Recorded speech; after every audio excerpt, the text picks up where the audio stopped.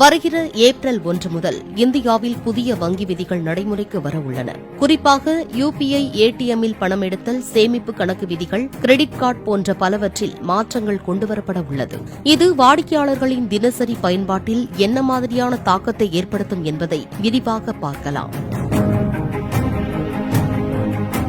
April 1 முதல் நீண்ட காலமாக பயன்படுத்தப்படாத யுபிஐ கணக்குகளுடன் இணைக்கப்பட்ட மொபைல் எண்கள் வங்கி பதிவுகளிலிருந்து நீக்கப்படும். உங்கள் தொலைபேசி எண் யுபிஐ செயலியுடன் இணைக்கப்பட்டு நீண்ட காலமாக பயன்படுத்தப்படாவிட்டால் வங்கிகள் அதை தங்கள் பதிவுகளிலிருந்து நீக்கிவிடும். மேலும் கணக்கிற்கான யுபிஐ சேவைகள் இடைநிறுத்தப்படும் என தெரிவிக்கப்பட்டுள்ளது. தற்போது அதிகரித்து வரும் சைபர் குற்றங்களால் இந்த முடிவு எடுத்துள்ளதாக கூறப்படுகிறது. அடுத்ததாக ஏடிஎம் பரிவர்த்தனை கட்டணங்களுக்கான வழிகாட்டுதல்களை ரிசர்வ் வங்கி நிர்ணயித்துள்ளது. இதனால் பல வங்கிகள் தங்கள் ஏடிஎம் பணம் எடுக்கும் கட்டணங்களை திருத்தியுள்ளன. அதன்படி ஏடிஎம்மில் ஒரு மாதத்தில் இலவசமாக கட்டணமின்றி பணம் எடுக்கும் எண்ணிக்கையானது குறைக்கப்பட்டுள்ளது. பிற வங்கிகளின் ஏடிஎம்களில் பணம் எடுக்க மாதத்தில் 3 முறை கட்டணமின்றி இலவசமாக எடுக்கலாம் என்றும், அதன் பிறகு ஒவ்வொரு முறை பணம் எடுக்கும் போதும் 20 முதல் 25 ரூபாய் வரை கட்டணம் வசூலிக்கப்படும் எனவும் கூறப்படுகிறது. சேமிப்பு கணக்கில் குறைந்தபட்ச இருப்பு தொகை முந்தையதை விட அதிகரிக்க வாய்ப்பு உள்ளதாக கூறப்படுகிறது. அதுவும் குறைந்தபட்ச இருப்பு தேவையானது நகர்ப்புறம் மற்றும் கிராமப்புறங்களை பொறுத்து மாறுபடும் என்றும் கூறப்படுகிறது. இதனால் சேமிப்பு கணக்கில் குறைந்தபட்ச இருப்பு தொகை பராமரிக்கப்பட வேண்டும் என அறிவுறுத்தப்பட்டுள்ளது. வாடிக்கையாளர்கள் அவ்வாறு செய்ய தவறினால் அவர்கள் அபராதம் விதிக்கப்படும். தற்போது இதுகுறித்து வங்கிகள் ஆலோசனையில் உள்ளதாகவும், மறுபரிசீலனை செய்யும் பட்சத்தில் வங்கிகள் இதுகுறித்து அறிவிக்கலாம் எனவும் எதிர்பார்க்கப்படுகிறது.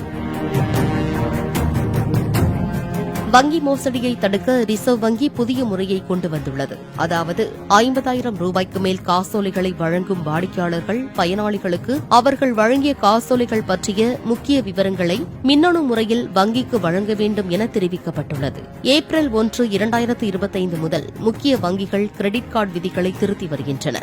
எஸ்பிஐ, ஐடிஎஃப்சி ஃபர்ஸ்ட் பேங்க் போன்ற முக்கிய வங்கிகள் தங்களின் கோ பிராண்டட் விஸ்டாரா கிரெடிட் கார்டுகளின் பலன்களை மாற்றுகின்றன. குறிப்பாக டிக்கெட் வவுச்சர்கள், ரெனிவல் பலன்கள் மற்றும் மைல்ஸ்டோன் ரிவார்ட் போன்ற பலன்கள் நிறுத்தப்படும் என்று தெரிவிக்கப்பட்டுள்ளது.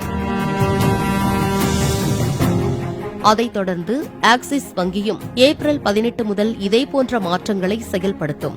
இதனால் அந்த வங்கியின் விஸ்டாரா கிரெடிட் கார்டு வைத்திருப்பவர்களை அதிகமாக பாதிப்பு ஏற்படுத்தும் என கூறப்படுகிறது. பல முன்னணி வங்கிகள் தங்கள் ஆன்லைன் சேவைகளை அதிகரித்து வருகின்றன. அதுவும் பல வங்கிகள் தங்களின் வாடிக்கையாளர்களின் கேள்விகளுக்கு பதிலளிக்க AI சாட்போர்டுகளை பயன்படுத்துகின்றன.